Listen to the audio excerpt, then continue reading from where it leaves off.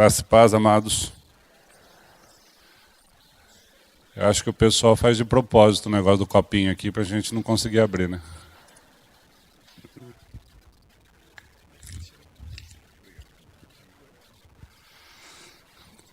Tudo bem com vocês? Nós nos colocamos aqui para compartilhar da palavra de Deus, os nossos irmãos que estão aqui na igreja, que estão nos assistindo pela internet. E sabemos que as necessidades são muitas, mas Deus tem trabalhado nos nossos corações. E a partir da revelação da palavra, nós podemos ter descanso. E eu gostaria, antes de começar o nosso estudo, dizer para vocês que na maioria das pregações, dos estudos, aquele que traz a palavra, aquele que prega, aquele que faz o estudo, é o mais impactado pela revelação daquilo que Deus tem para falar ao seu povo. E normalmente nós estamos aqui, mas a mensagem em primeiro lugar vem ao nosso coração. E nós pedimos que essa mensagem transforme em primeiro lugar a minha vida, e a partir disso que eu possa ser usado como instrumento nas mãos do nosso Pai, para que os irmãos sejam edificados. Vamos orar? Pai querido, nós te louvamos e te agradecemos por tudo que o Senhor tem feito nas nossas vidas e porque tudo aquilo que o Senhor ainda vai fazer. Pai querido, nós te pedimos que em tudo que for revelado aqui, o teu nome seja glorificado e que teu Espírito Santo venha preparar os nossos ouvidos e os nossos corações. E é no nome de Jesus que nós oramos. Amém. O perdão no reino de Deus não há opção. Aqueles que já passaram os olhos no boletim podem ter observado que o título pode ser muito radical. Não há saída. Mas no reino de Deus não há meio termo. Então nós pedimos que Deus esteja inclinando os nossos corações à sua vontade, para que a gente possa então entender que a vontade dele é muito melhor do que a nossa. Que a vontade do Pai é boa, agradável e perfeita. Mateus 6, 9a a 12, diz assim: portanto, vós orareis assim: Pai nosso, perdoa-nos as nossas dívidas, assim como nós temos perdoado aos nossos devedores. Quando ensinava a seus discípulos sobre como se deve orar, Jesus não deixa opção ao remido pela graça em relação ao perdão, a não ser perdoar. A fim de que tivéssemos uma noção sobre o reino dos céus, e novamente falando sobre perdão em forma de parábolas, Jesus nos ensinava na parábola do credor incompassivo, que se encontra no Evangelho de Mateus, capítulo 18, a partir do verso 23, a qual citaremos em recortes na seguinte forma. Por isso, o reino de Deus, o reino dos céus, é semelhante a um rei que resolveu ajustar contas com seus servos. E passando a fazê-lo, trouxeram-lhe um que lhe devia 10.000 talentos. Então, o servo, prostrando-se reverente, rogou-lhe: sê paciente comigo, e tudo te pagarei. E o senhor daquele servo, compadecendo-se, mandou-o embora e perdoou-lhe a dívida. Mateus 18, 23 a 27. Vejam que Jesus Cristo compara o caráter perdoador do Pai com o reino dos céus. O servo é perdoado por seu senhor de uma dívida impagável. Nós vivemos aqui neste mundo, mas sabemos que não somos deste mundo. nós estamos aqui de passagem. Nós pertencemos a um outro reino, ao reino de Deus. E quando Jesus Cristo revela para nós como que é o reino do Pai, o reino de Deus, ele compara então que no reino de Deus há perdão. Nós vivemos aqui neste mundo e precisamos entender que existe uma luta entre dois reinos. O reino de Deus e o meu próprio reino, o seu próprio reino.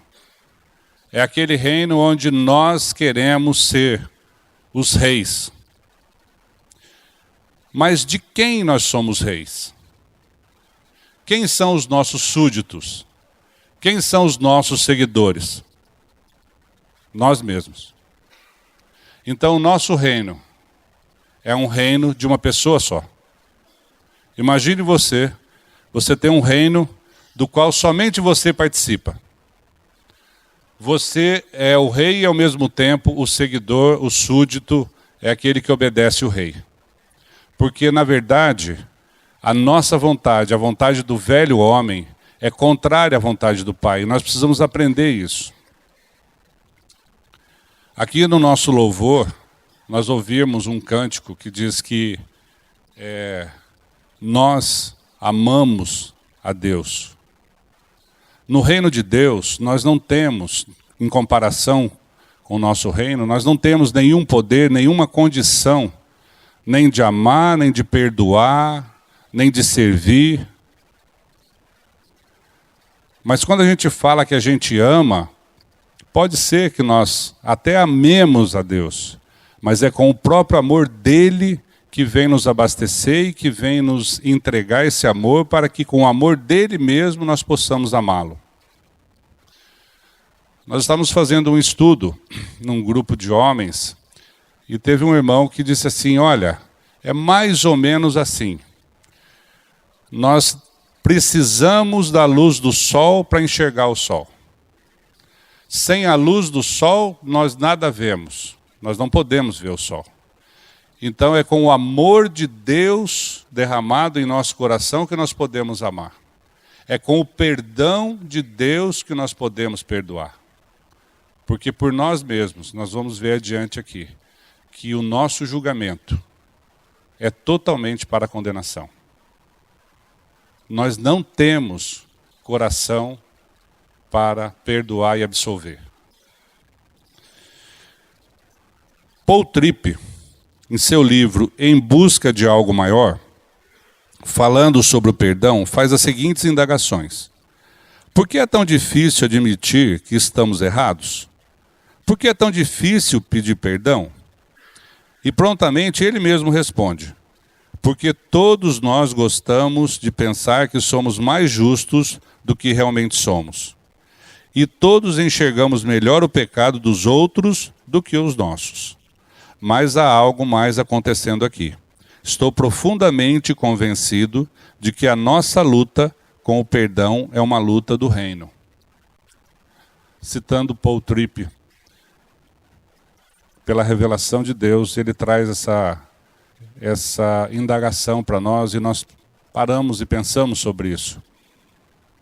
Então é uma luta, porque eu não tenho condição de perdoar. Eu não sou perdoador. E aí então a minha vida pode ser uma vida voltada para o meu reino ou uma vida voltada para o reino do Pai. Eu posso ter uma vida olhando para mim ou olhando para o interesse maior. E o nosso Pai Celestial, ele tem todo o poder para nos salvar e nos salvou através da morte e ressurreição em Cristo, da nossa inclusão. Ele nos levou a morrer aquela morte para que o nosso velho homem morresse e para que não vivamos mais servindo ao pecado como escravos. Então nós só podemos ter uma mudança de vida, nós só podemos entender o caráter perdoador do nosso Pai a partir do momento que nós olhamos e enxergamos esse perdão em Deus. E para que nós possamos enxergar o perdão em Deus, é preciso que nós nos sintamos perdoados. Por que a nossa vida muda? Porque nós fomos perdoados. É justamente pelo perdão de Deus que nossa vida tem uma transformação. E eu fui buscar no dicionário o que significa para o homem a palavra perdão. E diz assim: significa absolvição, anistia, desculpa, excusa, graça, indulgência, indulto, mercê, relevação e remissão. Essa palavra relevação me chamou a atenção, porque quando a gente faz que perdoa, a gente simplesmente releva, tolera. A gente faz de conta que não aconteceu. A gente faz de conta que perdoou. Mas aqui dentro está doendo. Nós estamos lembrando disso a todo momento. Às vezes nós passamos uma noite sem dormir pensando numa ofensa que alguém nos fez. Mas na boca para fora, eu perdoei. Aquilo não me faz mais diferença. Muitas pessoas ficam doentes por falta de perdão. Muitas pessoas deixam de viver, paralisam a sua vida num fato marcante, num fato que muitas vezes pode trazer um desconforto, uma amargura. E aquilo fica corroendo porque nós não temos poder de perdoar, nós não temos condição de perdoar.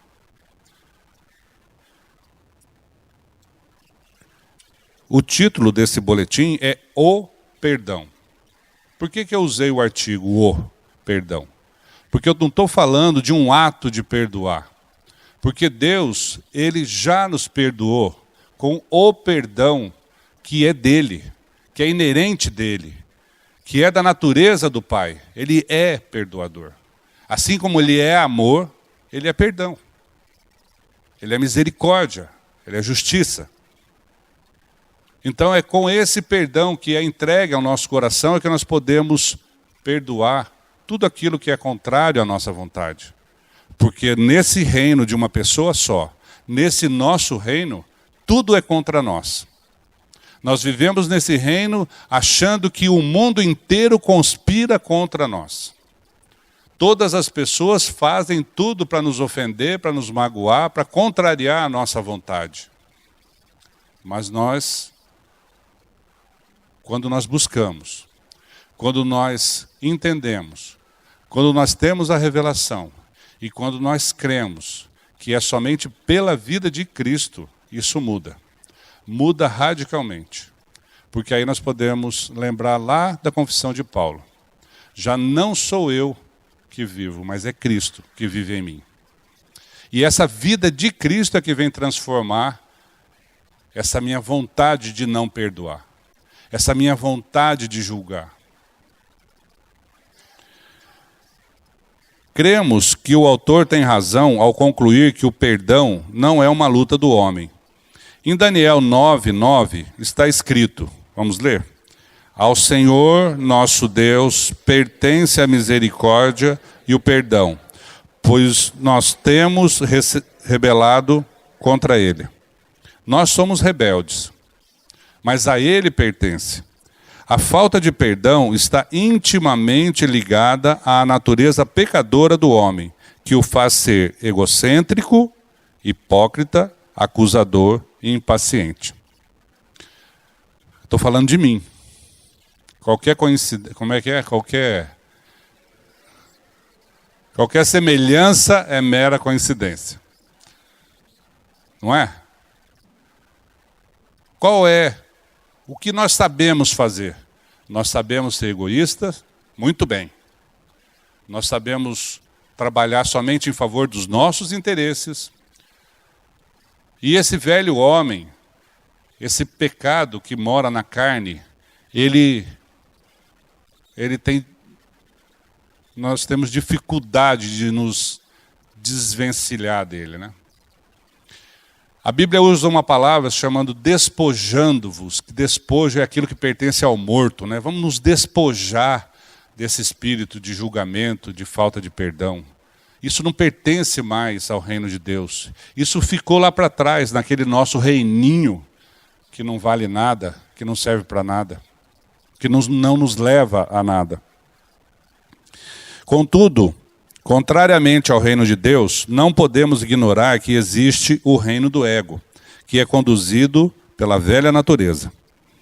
Na mesma parábola do credor incompassivo, Jesus exemplifica a manifestação do caráter do velho homem com o comportamento do servo que foi perdoado em sua dívida impagável, e não perdoou o que lhe devia bem menos, e assim dizendo: saindo, porém, aquele servo, encontrou um dos seus conservos que lhe devia 100 denários, e agarrando-o, o sufocava, dizendo: paga-me o que me deves. Então o seu conservo, caindo-lhe aos pés, lhe implorava: sê paciente comigo, e te pagarei. Ele, entretanto, não quis. Antes, indo-se, o lançou na prisão até que saldasse a dívida. Mateus 18, de 28 a 30.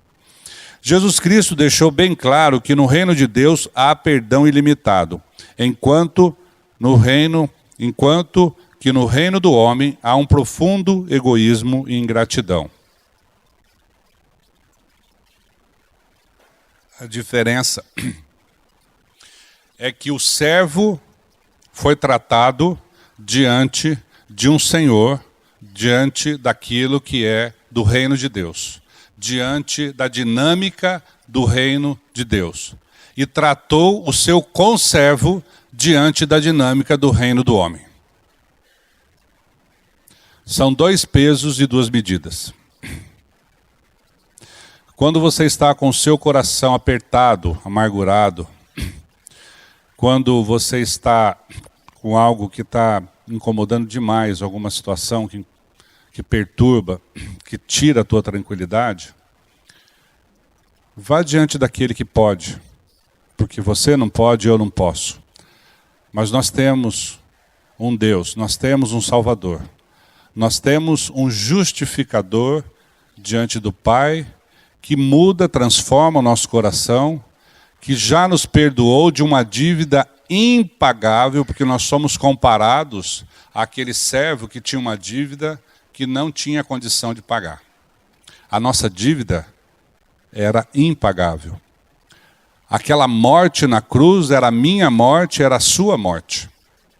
Aquela morte que Cristo morreu naquela cruz no nosso lugar, pagou o preço pelo sangue derramado, pelo sacrifício que foi feito de uma vez por todas. Nós fomos perdoados e não temos mais nenhuma dívida. O escrito de dívida que era contra nós foi pago, cravado na cruz e totalmente quitado. Não existe mais. E nós insistimos em, às vezes, viver como se fôssemos escravos do pecado. Como se fôssemos aquele servo que não conhece a dívida que lhe foi perdoada, não reconhece o perdão. Então, como que é esse trabalho de você conhecer aquilo? Porque nós podemos conhecer, na Bíblia está escrito tudo aquilo que Deus quis revelar para nós.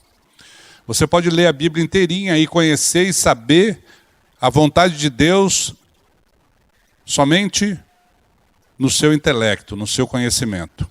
Mas quando aquilo vem ser verdade no seu coração e no meu coração, quando que a palavra de Deus vem se tornar rema e mudar a nossa vida, quando que a palavra de Deus vem com o seu poder fazer com que nós entendamos aquilo que Deus já fez em Cristo Jesus. Não existe mais condenação para aqueles que estão em Cristo Jesus. Então, como que nós podemos viver uma vida medíocre, uma vida de escravo, uma vida de não libertos, como se nada foi feito em nosso favor? Engraçado que a hora que o Júlio estava lendo aqui, fazendo louvor, eu fiquei pensando, se Deus fosse olhar para a nossa face, Ele não ia entender nada do que está no nosso coração. Ainda bem que Ele conhece o nosso coração. né? Porque nós temos um semblante de não perdoado. Nós temos um semblante de quem ainda está sofrendo, está arrastando uma corrente. Mas olha só, Deus trabalha nos nossos corações e Ele não desiste de nós. Ele não faz meia sola, Ele muda a nossa vida. E é importante que a gente saiba isso, que a gente tome posse disso. Porque não tem problema se nós estamos de cara feia. Não tem problema se nós estamos parecendo que estamos tristes, mas o nosso coração estando regozijante, o nosso coração estando louvando, é o que importa, né?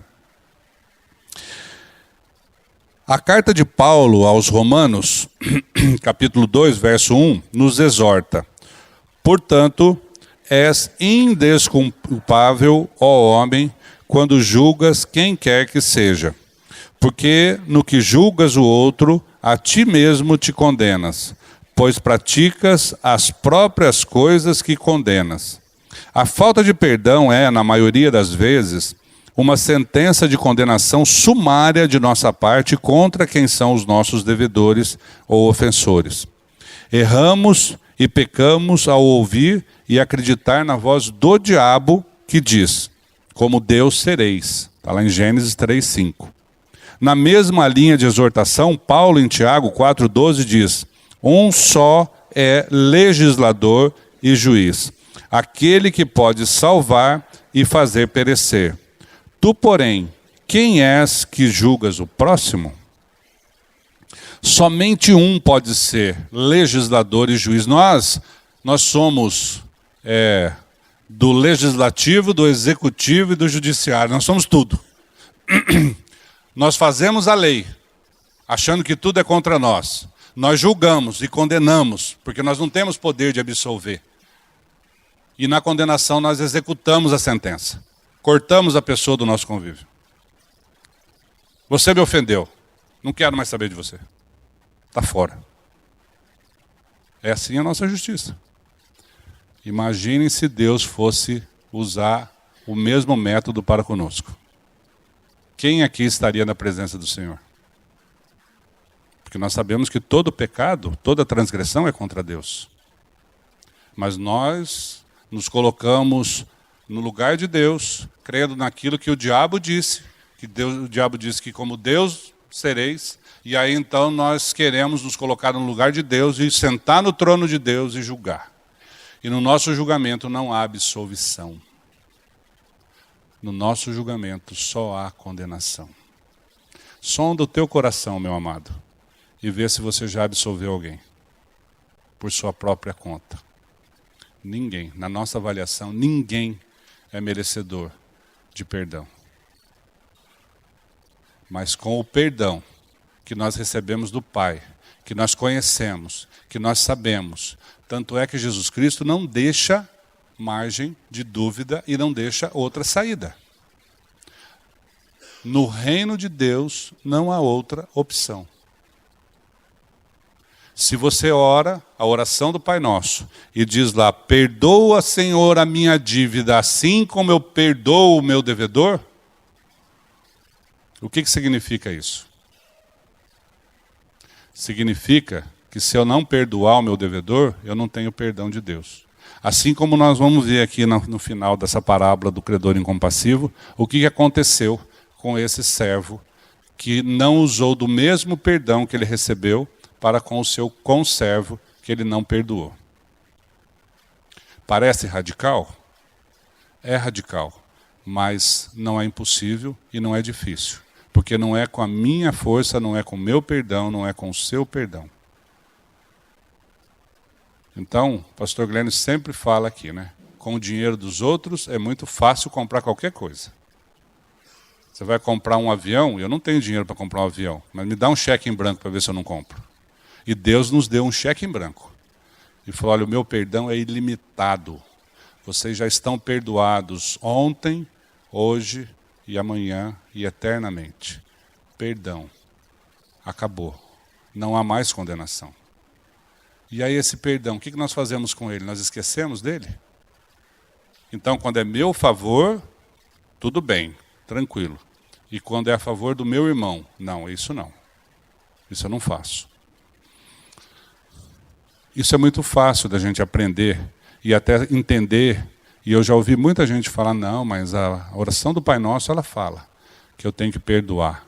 Mas quando chega na prática, é difícil. E nós temos que buscar na fonte, no outro reino, ao qual aqueles que estão em Cristo pertencem, né? Por Deus, não nos é dado julgar. Porém, essa é a ferramenta que mais frequentemente utilizamos para a justificativa do velho homem, para a falta de perdão, como diz nas Escrituras.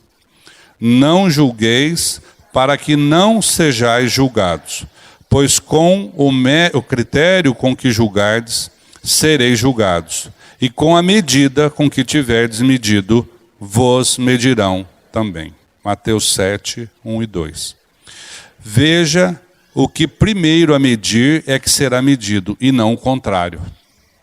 Então, é a medida com que você medir que você vai ser medido. Então, primeiro eu julgo, e com o mesmo critério do meu julgamento eu sou julgado. Então, muita gente fala assim, não, mas eu julguei porque fulano me julgou primeiro. Não, mentira.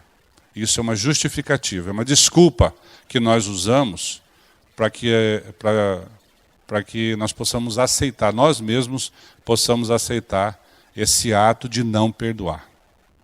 Nós achamos que temos poder para não perdoar. Meus amados, nós não temos esse poder. Jesus não nos deixou essa opção.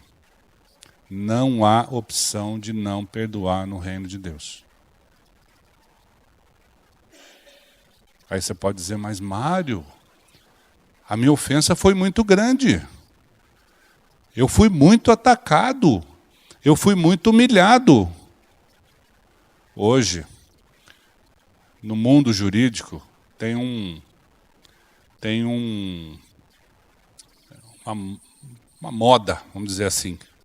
Todos querem entrar com ação por qualquer constrangimento e requerer uma indenização sob o título dano moral. Olha, eu fui numa loja, o vendedor não me atendeu adequadamente, eu vou entrar com processo que eu quero um ressarcimento. Aí eu fico perguntando, será que o dinheiro perdoa? Quer dizer que você entra com a ação e você recebe um dinheiro, aí está tudo certo? Esse é o perdão que você quer? Um cheque? Se fosse assim, seria muito fácil, né? Qualquer pessoa pode te xingar, te humilhar, fazer qualquer coisa e fazer um cheque e falar, tá aqui, ó, vou pagar pela tua honra, né? Vou pagar pela tua ofensa, pelo teu sentimento. Mas não é desse tipo de pagamento que nós estamos falando. Essa é a justiça do homem. A palavra diz que a nossa justiça é como trapo de imundícia. Isaías 64, 6. E todos os nossos julgamentos contaminados. Somos incapazes de salvar alguém com a retenção do nosso perdão, como se isso pudesse educar ou corrigir. Quando a gente deixa de perdoar, a gente tem a impressão de que essa pessoa está sob o nosso jugo, sob o nosso pé. Eu não perdoo, então eu mando nessa pessoa. Ele vai sofrer até enquanto eu quiser, porque eu não perdoo. Ou então perdoo, mas não esqueço. Essa é boa, né? Perdoo, mas não esqueço. Vai morrer com isso no coração. Porque não esquece. Porque a Bíblia diz que os nossos pecados foram perdoados e Deus jogou-os no fundo do abismo e deles não se lembra mais. Mas nós temos uma memória de elefante. Nós lembramos de tudo. A mulherada aí lembra dos que o marido fez lá na época de namoro. Lembra quando a gente namorava? Lembra de tudo. E de vez em quando vem aquele negócio. Perdoa, mas está perdoado, mas eu não esqueço. Gente, Deus não faz isso conosco. Então, como que nós estamos aprendendo com o perdão de Deus? Precisamos aprender. Precisamos ter coração de aluno, coração ensinável, né? A maior característica do cristão é ter um coração ensinável. Senhor, eu quero aprender. Eu não quero bater de frente com Deus. Eu não quero discutir com Deus. Não, Senhor, mas peraí, a sua vontade, o Senhor está falando isso aqui, mas não é bem assim, não. Eu sei mais do que Deus. Eu conheço mais do que Deus. O Senhor não imagina o tanto que eu estou ofendido. Deus sabe. Deus conhece o nosso coração, mas a gente acha que a gente conhece mais. Por Deus também não nos é dado não perdoar. Como já vimos, Jesus não nos deixa essa opção, ao continuar ensinando através da parábola. Então, o seu senhor, chamando-o, lhe disse: servo malvado, perdoei-te aquela dívida toda porque me suplicaste. Não devias tu, igualmente, compadecer-te do teu conservo, como também eu me compadeci de ti? Indignando-se, o seu senhor o entregou aos verdugos, até que lhe pagasse toda a dívida. E ele conclui: assim também meu Pai Celeste vos fará, se do íntimo não perdoardes cada um a seu irmão. Mateus 18, de 32 a 35. E agora, o que nós vamos fazer com isso? Assim também o Pai Celeste vos fará. Aí você pode falar assim, bom, nesse caso, né, vou ter que perdoar. Nesse caso, já que o negócio pegou para o meu lado, eu vou ter que perdoar. Mas não é bem isso que Jesus Cristo está nos ensinando. Ele está nos ensinando que nós realmente podemos ficar nessa posição de julgar e de não perdoar. Mas quando nós entendemos que a nossa vida muda através da transformação, da troca de coração e através dessa obra maravilhosa que foi feita naquela cruz, em nosso favor. E nós podemos hoje, pela fé, nascer de novo e saber que nós somos transformados e o nosso conceito de perdão pode mudar, porque o perdão é de Deus, não é nosso. O reino em que nós vivemos, passamos a viver, é o dele e não o nosso. E no reino de Deus, nós somos aqueles que obedecem. Nós não somos aqueles que mandam. Nós não somos os reis. Nós não somos os soberanos. Deus é o soberano. E Ele nos ama. E Ele nos amou. E Ele nos perdoa. E Ele nos perdoou. E aí então fica fácil da gente perdoar a cada um dos nossos irmãos. E levar uma vida muito diferente daquilo que é proposto pelas coisas do mundo. Até aqui vimos a parte do perdoar, porém sabemos que é outro lado, que é a parte do pedir perdão. Sobre isso, assim diz Paul Tripp: pedir perdão é tão difícil pelo que revela sobre a vida e sobre mim. Você não pode pedir perdão sem reconhecer que há algo na vida que é mais importante do que o progresso do seu próprio reino. Quando eu peço perdão, eu estou admitindo que eu estou errado. Eu estou admitindo que o meu reino não é tão perfeito quanto eu quero que vocês acreditem. Porque o meu reino somente é perfeito aos olhos dos que estão de fora. Porque eu conheço o meu coração e eu sei que o meu reino é cheio de podridão. Eu sei que o meu reino é capenga, é cheio de defeito. Mas eu quero que vocês acreditem que o meu reino é perfeito, que vocês então olhem para mim e vejam uma pessoa a ser seguida. E esse é aquilo que o diabo disse, né? Como Deus sereis. Essa é a luta. Essa é a guerra entre dois reinos, o meu reino e o reino de Deus. Você não pode pedir perdão sem reconhecer a verdade que foi criado para a glória de outro. Você não pode fazer uma confissão honesta, humilde, sem reconhecer que há coisas mais importantes na vida que começar o seu próprio caminho e ser feliz. Você não pode admitir um erro sem ser atingido pelo fato de que existem coisas mais significativas do que seus sentimentos e maiores do que a maneira como você lida com eles.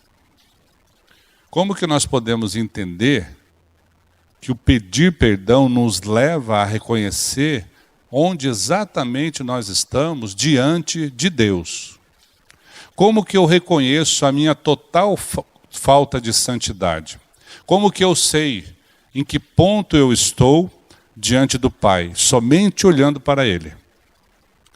Eu tenho que ter um parâmetro. Qual é o parâmetro que eu uso?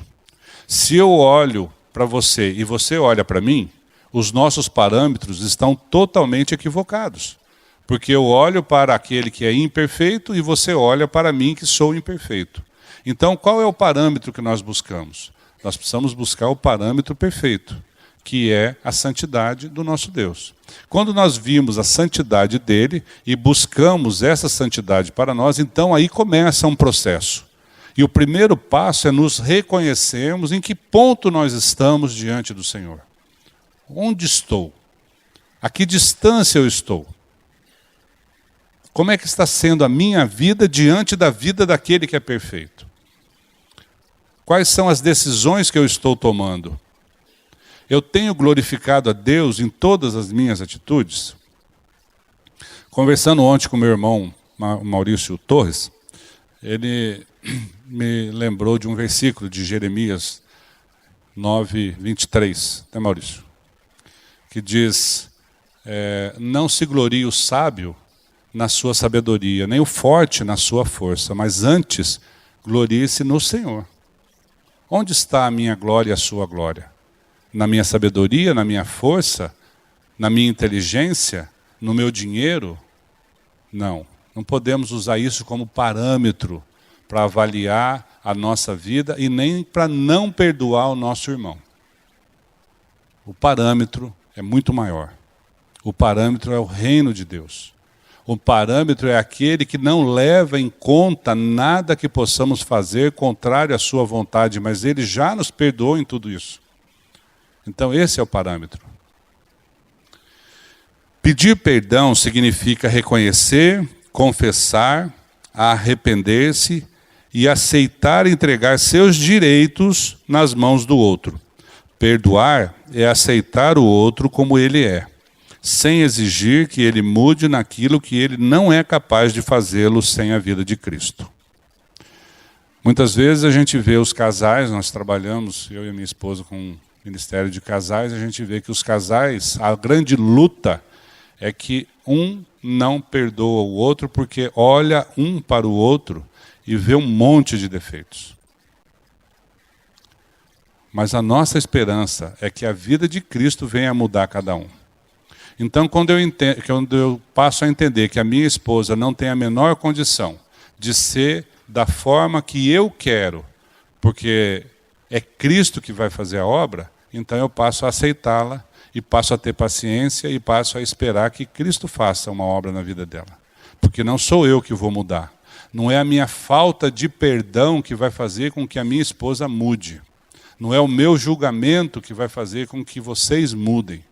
Mas é a vida de Cristo em cada um de nós que vai fazer isso. A grande dificuldade, na verdade, não está em pedir perdão, mas em reconhecer que não temos nenhum poder para sermos reis de nada, muito menos de nós mesmos. Quem foi que disse que eu sou rei? Que tenho alguma capacidade de ser o senhor da minha vida ou da vida de outrem? Que posso ser como Deus? Foi Satanás que disse isso, né? E Deus, o que foi que Deus disse? Deus disse por meio de Jesus, o que foi que Deus disse por meio de Jesus Cristo? Que sou pecador e como pecador careço de perdão, misericórdia e graça. Doce e maravilhosa graça. Marcos 1, 14 e 15 diz assim: depois de João ter sido preso, foi Jesus para a Galiléia, pregando o evangelho de Deus, dizendo: o tempo está cumprido, e o reino de Deus está próximo. Arrependei-vos e crede no evangelho. O que Jesus estava fazendo? Jesus estava pregando o evangelho do arrependimento e dizendo, olha, mudem, creiam. A palavra, o evangelho vai mudar a sua vida.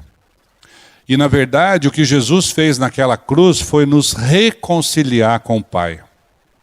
Então essa história de que perdoa, mas não esqueço, no reino de Deus não existe. Porque quando Deus perdoa, já nos perdoou, Ele também nos reconciliou. Então, meus amados, quando há perdão, há reconciliação.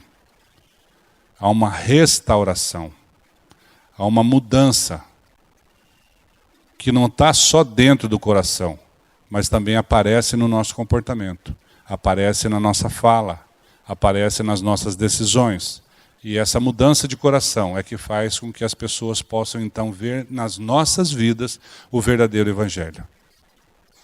Pregar o evangelho aqui neste mundo é com as nossas vidas. E aí então nós podemos ter a alegria de sermos usados como instrumentos nas mãos do Pai.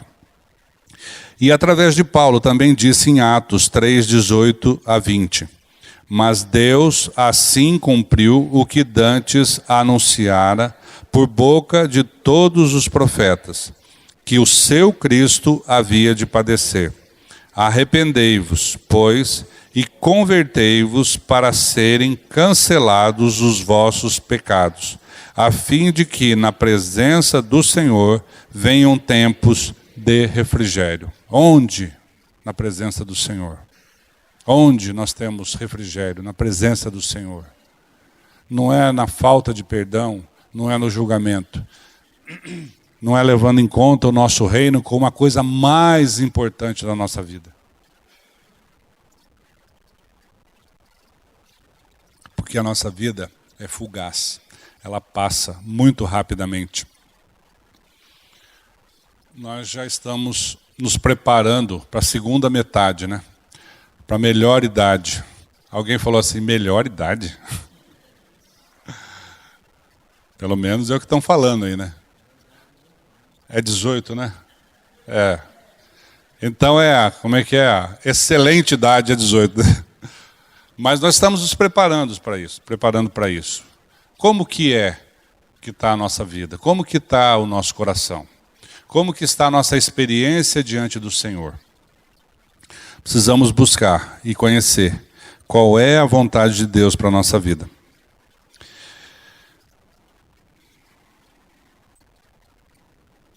A grande dificuldade, já li aqui, né? Quando Deus nos perdoa em Cristo Jesus, Ele nos aceita como somos, não pelo que fazemos ou deixamos de fazer. Ele nos ama incondicionalmente. Aliás, como bem disse Filipenses em seu livro Maravilhosa Graça, não há nada que você possa fazer para Deus te amar mais, e não há nada que você possa fazer para Deus te amar menos. Gente, que coisa maravilhosa. Eu não preciso fazer nada e não tem nada que eu possa fazer, nem para mais e nem para menos. Já fui perdoado de todos os meus pecados. Não preciso me preocupar.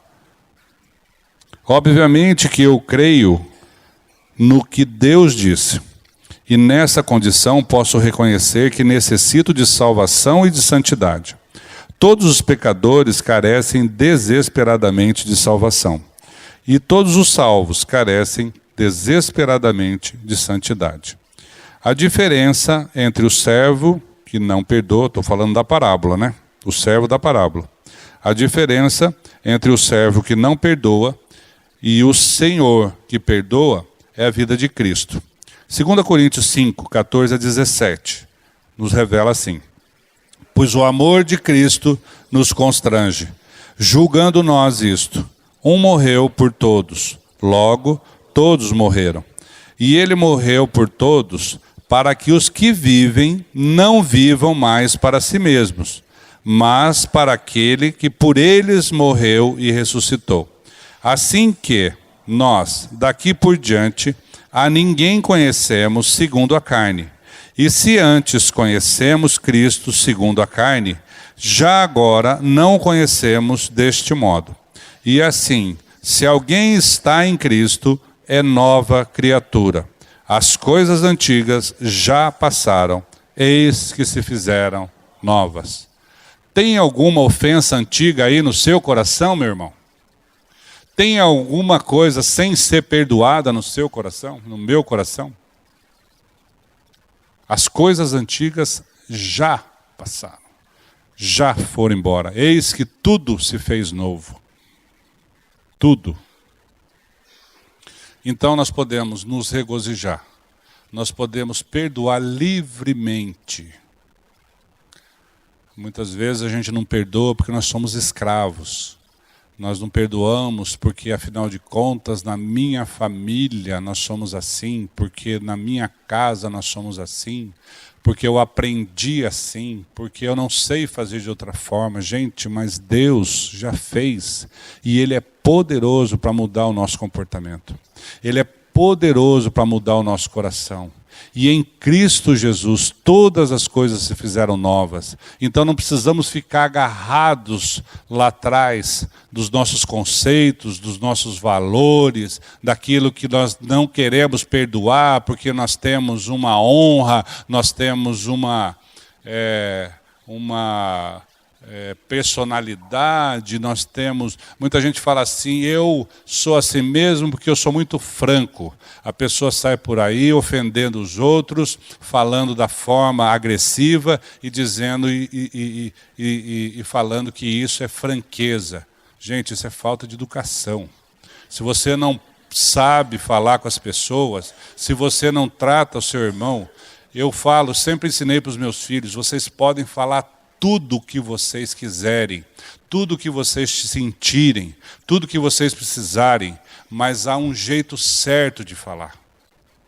Para tudo há um jeito certo de falar. Ninguém tem o direito de sair por aí ofendendo as pessoas e se escondendo atrás de um slogan. Eu sou franco, eu sou sincero. Gente, misericórdia. Misericórdia.